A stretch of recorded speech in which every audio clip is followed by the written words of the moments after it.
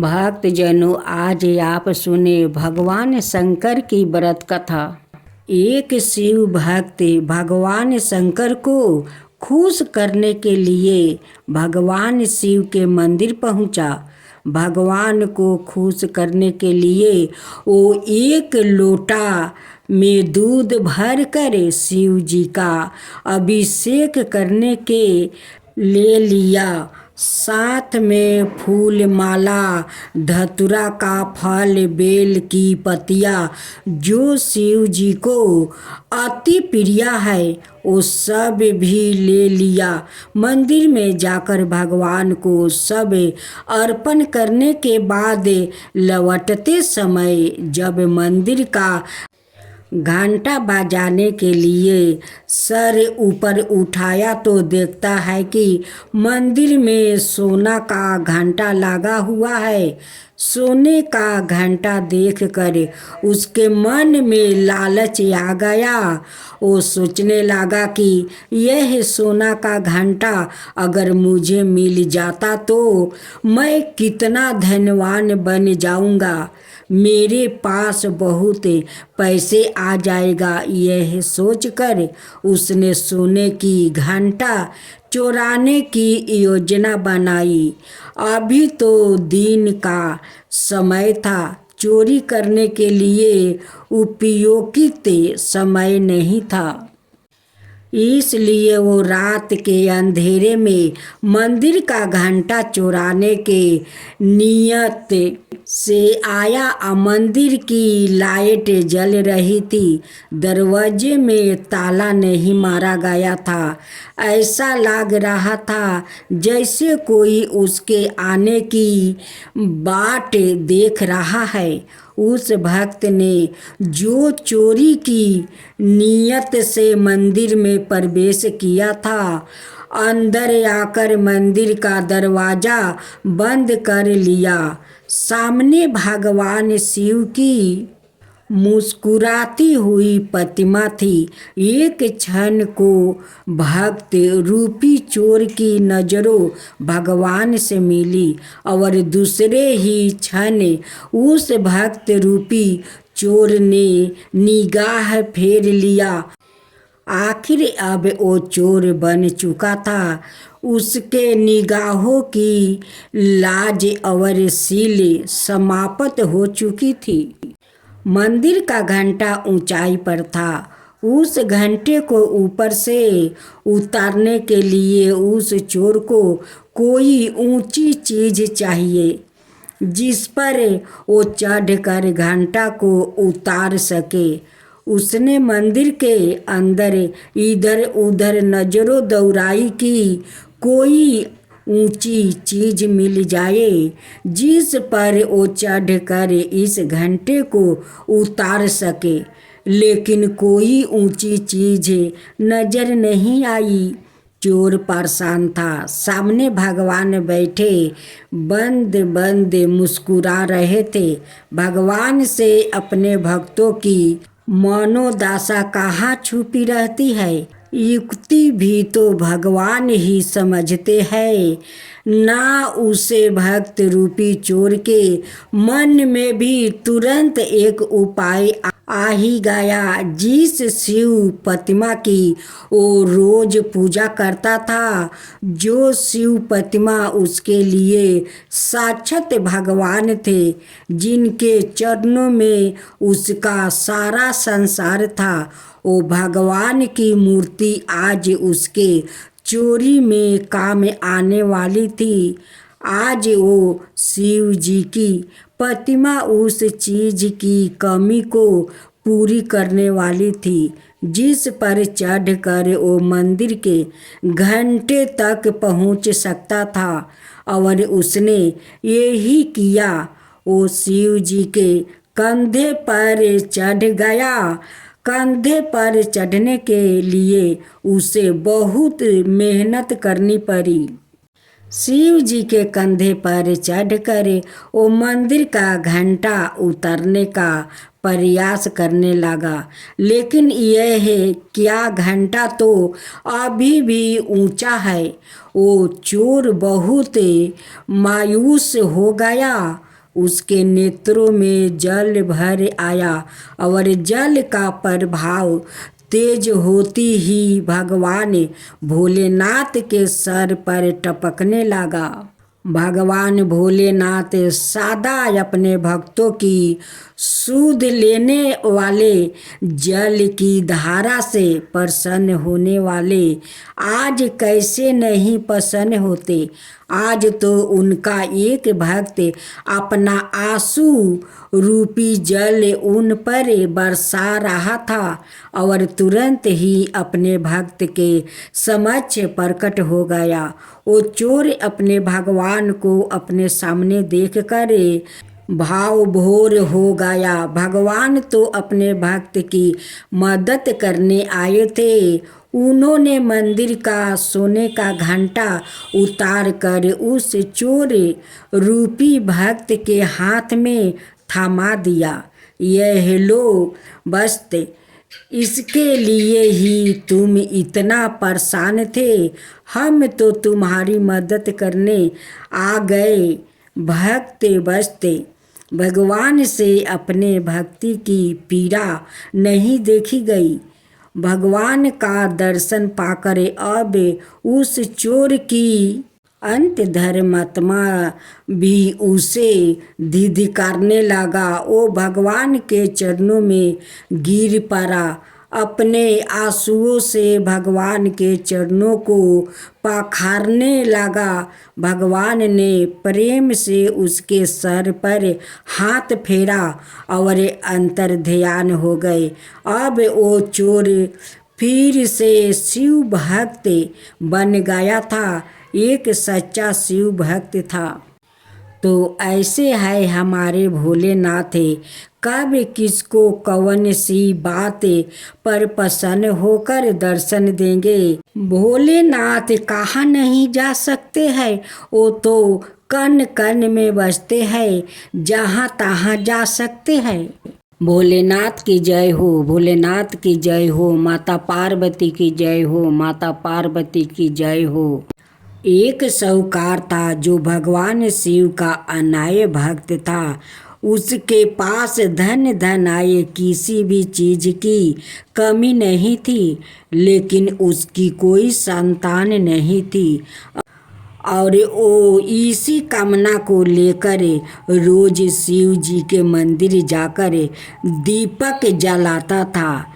उसके इस भक्ति भाव को देखकर एक दिन माता पार्वती ने शिव जी से कहा कि प्रभु, यह साहूकार आपका अनय भक्त है, इसको किसी बात का कष्ट है तो आपको उसे अवश्य दूर करना चाहिए। शिव जी बोले कि हे पार्वती, इस साहूकार के पास पुत्र नहीं है, यह इसी से दुखी रहता है। माता पार्वती कहती है कि हे ईश्वर, कृपा करके इसे पुत्र का वरदान दे दीजिए। तब भोलेनाथ ने कहा कि हे पार्वती, साहूकार के भाग्य में पुत्र का योग नहीं है। ऐसे में अगर इसे पुत्र प्राप्ति का वरदान मिल भी गया तो वो केवल 12 बरस की आयु तक ही जीवित रहेगा। यह सुनने के बाद भी माता पार्वती ने कहा कि हे प्रभु, आपको इस साहूकार को पुत्र का वरदान देना ही होगा। अनाथ भक्त क्यों आपकी सेवा पूजा करेंगे। माता के बार बार कहने से भोलेनाथ ने साहूकार को पुत्र का वरदान दे दिया, लेकिन यह भी कहा कि वो केवल 12 बरस तक ही जीवित रहेगा। साहूकार यह सारी बातें सुन रहा था, इसलिए उसे ना तो खुशी हुई और ना ही दुख। वो पहले की तरह भोलेनाथ की पूजा अर्चना करता रहा। उधर सेठानी गर्भवती हुई और 9 महीने के बाद एक सुंदर सा बालक की प्राप्ति हुई। परिवार में खूब उत्साह मनाया गया, लेकिन साहूकार पहले ही की तरह रहा और उसने लड़का की 12 बरस की आहू का जिक्र किसी से भी नहीं किया। जब बालक 11 बरस की आहू हो गई तो एक दिन साहूकार की सेठानी ने बालक के विवाह के लिए कहा। तो साहूकार ने कहा कि वो अभी बालक को पढ़ने के लिए काशी जी भेजेंगे। इसके बाद उसने बालक के मामा जी को बुलाया और कहा कि इसे काशी पढ़ने के लिए ले जाओ और रास्ते में जिस भी स्थान पर रुकना वहाँ यज्ञ करते और ब्राह्मणों को भोजन कराते हुए आगे बढ़ना। उन्होंने भी इसी तरह करते हुए जा रहे थे कि रास्ते में एक राजकुमारी का विवाह था। जिससे उसका विवाह होने वाला था वो एक आँख से काना था। तो उसके पिता ने जब अति सुंदर साहूकार के बेटे को देखा तो उनके मन में आया कि क्यों ना इसे ही घोड़ी पर बैठाकर शादी के सारे कार्य संपन्न करवा लिया जाए। तो उन्होंने मामा से बात की और कहा कि इसके बदले में वो अथाह धन देंगे। तो वो भी राजी हो गया। इसके बाद साहूकार का बेटा विवाह की वेदी पर बैठा और जब विवाह कार्य संपन्न हो गया तो जाने से पहले उसने राजकुमारी की चदरी के पल्लू पर लिखा कि तेरा विवाह तो मेरे साथ हुआ, लेकिन जिस राजकुमार के साथ भेजेंगे वो तो एक आँख का काना है। इसके बाद वो अपने मामा के साथ काशी के लिए चल गया। उधर जब राजकुमारी ने अपनी चुनरी पर यह लिखा हुआ पाया तो उसने राजकुमार के साथ जाने से मना कर दिया। तो राजा ने भी अपनी पुत्री को बारात के साथ विदा नहीं किया। बारात वापस लौट गई। उधर मामा और भांजे काशी पहुंच गए थे। एक दिन जब मामा ने जग रचा रखा था और भांजा बहुत देर तक बाहर नहीं आए तो मामा ने अंदर जाकर देखा तो भांजे का प्राण निकल चुके थे। वो बहुत परेशान हुए, लेकिन सोचा कि अभी रोना पीटना मचाया तो ब्राह्मण चल जाएंगे और यज्ञ का कार्य अधूरा रह जाएगा। जब यज्ञ संपन्न हुआ तो मामा ने रोना पीटना शुरू किया। उसी समय शिव पार्वती उधर से जा रहे थे तो माता पार्वती ने शिव जी से पूछा, हे प्रभु, यह कौन रो रहा है? तभी उन्हें पता चलता है कि यह तो भोलेनाथ के आशीर्वाद से जन्म हुआ साहूकार का पुत्र है। तब माता पार्वती कहती है कि हे स्वामी, इसे जीवित कर दीजिए। अनाथ रोते रोते इसके माता पिता के प्राण निकल जाएंगे। तब भोलेनाथ ने कहा कि हे पार्वती, इसकी आहू इतना ही थी सो वो भोग चुका है। लेकिन माँ के बार बार आग्रह करने पर भोलेनाथ ने जीवित कर दिया। लड़का ओम नमः शिवाय करते हुए उठा और मामा भांजे दोनों के ईश्वर को धन्यवाद दिया और अपनी नगरी की ओर लौटा। रास्ते में वही नगर पारा और राजकुमारी ने उन्हें पहचान लिया। तब राजा ने राजकुमारी को साहूकार के बेटे के साथ बहुत सारे धन धनाये के साथ विदा किया। उधर साहूकार और उसकी पत्नी छत पर बैठे थे। उन्होंने यह प्रण कर रखा था कि यदि उनका पुत्र सकुशल ना लौटा तो वो छत से कूद कर अपना प्राण त्याग देंगे।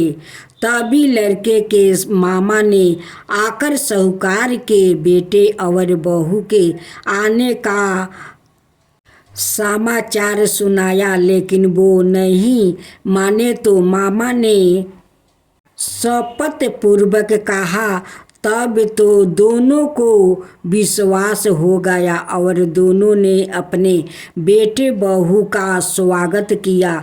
उसी रात साहूकार को सपने में शिव जी ने दर्शन दिया और कहा कि तुम्हारे पूजन से मैं प्रसन्न हुआ। इसी प्रकार जो भी व्याकृत इस कथा को पढ़ेगा या सुनेगा उसके समस्त दुखों दूर हो जाएगा और मन बचित सभी कामनाओं की पूर्ति होगी। जय शिवा ओमकारा प्रभु हरे शिवा ओमकारा ब्रह्मा विष्णु सदा शिव अर्धंगिनी धारा। ओम जय शिवा ओमकारा एकानन चतुरानन पंचानन राजे शिव पंचानन राजे हंसासन गरुड़ासन विषवाहन साजे।